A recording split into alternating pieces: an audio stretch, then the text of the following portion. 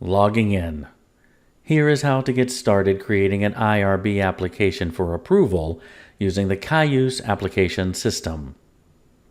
If you have never been a North Central University student, but started your studies with a National University email address, you are considered a Legacy NU student. You will log in by visiting your usual login portal at login.nu.edu.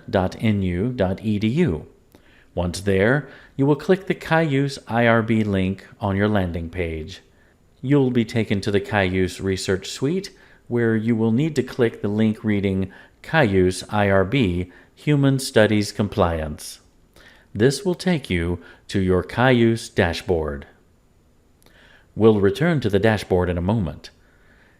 If you started your studies here as a North Central University student and have an NCU email address, you are considered a Legacy NCU student. You will log in by visiting this address, nu-ncu.app.cayuse.com. It is important to note that, even though they look identical, don't confuse this page with your normal login page. It is at a different address, and it is your portal to the Cayuse system. Once there, you will log in using your normal NCU login credentials. You'll be taken to a preliminary screen, and you'll need to click the Products menu to open it, and then select the Human Ethics option. This will take you to your Cayuse dashboard. The dashboard. The dashboard has lots of tabs and links on it, but don't let that overwhelm you. Most of these you will never need. Notice the New Study button on the right-hand side of the screen. This is how you will get started creating your application. But first, let's explain a couple of things.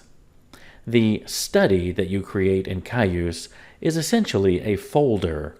Inside that folder, you will create a submission.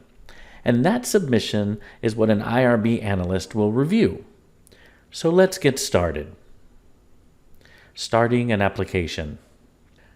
To get started, you will click the New Study button. You will be taken to a really simple screen that asks you to type the name of your research project and then to click the little blue box with the check mark. That's it. This creates your folder that will contain your submission. Now you're ready to create your first or initial submission.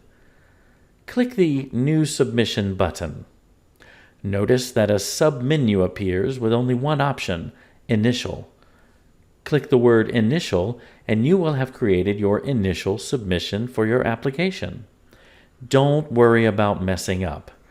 As long as you have not yet submitted your application for review, which you will not do until the very end of this process, you can always change it or even delete it and start again.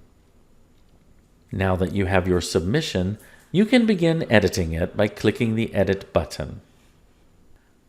This interface is what you will be using to create, edit, and submit your IRB application for approval. We will end the video here, except to point out one last thing. Now that your submission has been created, you may leave and return to it without losing any of your work. From the dashboard, you will click the link to your study. Once there, you will need to open your initial submission. It is a little hard to see it, but look for the link that reads Initial. When you click that link, the submission details appear, allowing you to click the Edit button, which will take you back into the interface for continuing to edit your application.